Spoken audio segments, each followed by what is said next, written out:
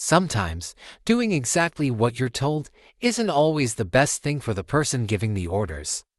Welcome to another episode of Malicious Compliance, where we dive into stories of people who follow the rules, but not in the way you'd expect. Whether it's employees, students, or everyday folks, these stories show how sticking to the letter of the law can cause all kinds of chaos.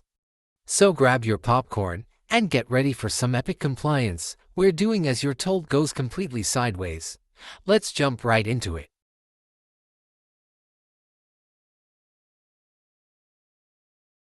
When I was in my early 20s, I worked at a supermarket.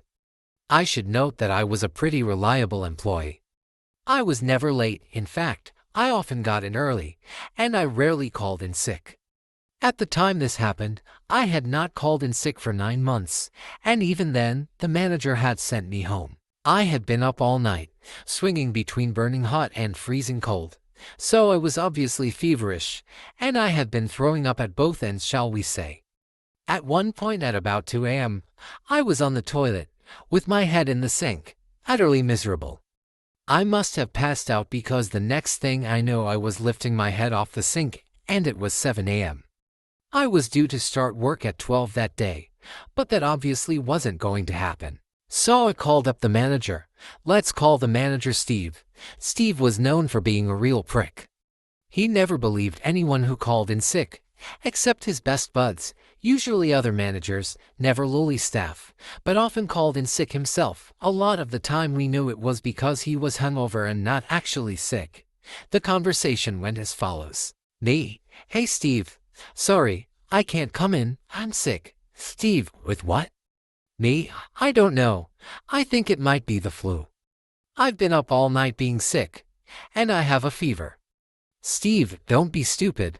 If you had the flu, you'd be completely knocked out. I need you in. Come in or you're fired." Me: "I can't. I just told you I can't stop vomiting." I passed out. Steve growling angrily: "Either come in or bring a doctor's note, or you're fired." In the UK, you are legally allowed to self-certify for 5 days. This means you can tell your employer you are sick and you do not need a doctor's note. If you're sick for more than 5 days, you then need a note. It is also legal to demand a doctor's note during the self-certify period. I knew this, but I was terrified. This was during the recession. I couldn't afford to lose my job. So, I got myself dressed, almost passed out trying to do so. Then trudged to the doctor's, some 25 minutes walk away. I end up sitting in the doctor's office for a little over an hour, which for walk-in was pretty good. I get in to see the doctor and she is furious at me for coming in. You're not supposed to come to the doctor's when you have a cold or flu, and of course, I knew I should be able to self-certify. She told me as such, saying I shouldn't be here and should have stayed at home. I then explained what had happened with Steve, and how he had threatened to fire me over this, and I couldn't afford to lose my job. I was struggling as it was. My doctor turned her anger towards my manager. She asked if I got sick pay from the company, and I said yes. "He wants a sick note, does he?" the doctor says. "Okay, I'll give him a sick note."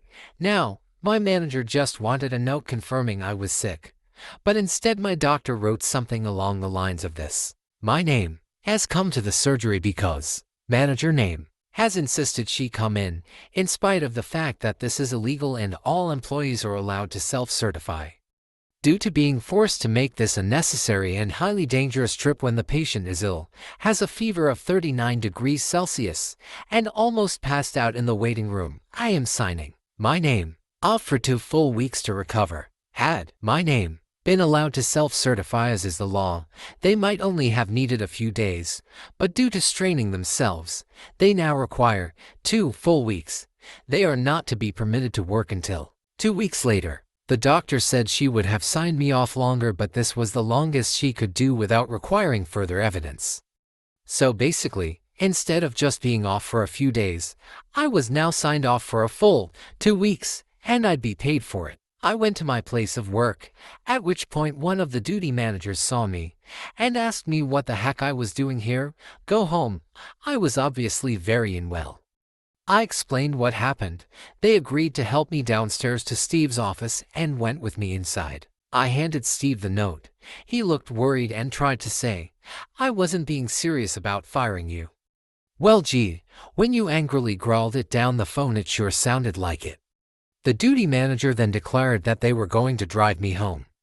It was clear Steve wanted to argue but had the sense to know he shouldn't. The duty manager then drove me home, made sure I was okay, then went back to work where they informed our union rep of what had happened. Steve had a disciplinary hearing where he was given a severe reprimand and a warning.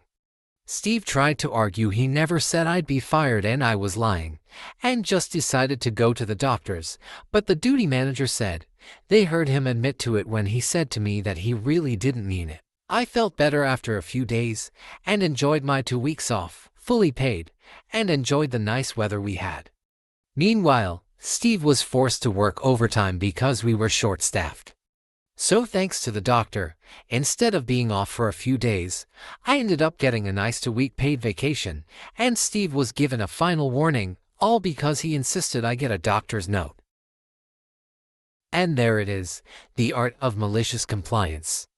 A little bit of wit, a whole lot of sass, and a whole lot of following the rules, just not in the way they intended. Remember, it's not about being rebellious, it's about showing them who's really in charge, without breaking the sweat.